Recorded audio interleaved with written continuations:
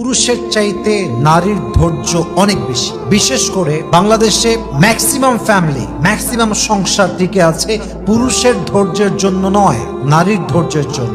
নারী যদি জাস্ট একবার ধৈর্য হারিয়ে ফেলে শাশুড়ির জন্য, শ্বশুরের জন্য, নিজের স্বামীর জন্য, জাস্ট একবার ধৈর্য হারিয়ে ফেলবে, জবান খুলে প্রতিবাদ করবে, সঙ্গে সঙ্গে সংসারটা ভেঙে চুরে তছনছ হয়ে যাবে। নারী জাস্ট তার ধৈর্যের পরিচয় দিয়ে হাজার গালি খেয়ে, হাজার জুলুমের শিকার হয়ে, হাজার হাজার অধিকারকে মাটির নিচে চাপা দিয়ে নারী জাস্ট সবরের শক্তি নিয়ে বেঁচে আছে বিধায় সংসারটা টিকে আছে।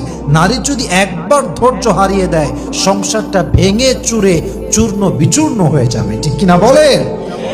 অতএব সেই নারী, যেই নারী আল্লাহর দিকে তাকিয়ে ধৈর্য ধারণ করে, আল্লাহর দিকে তাকিয়ে গালি সহ্য করে, আল্লাহর দিকে তাকিয়ে সমস্ত সিচুয়েশনকে ফেস করে, এই ধৈর্যশীল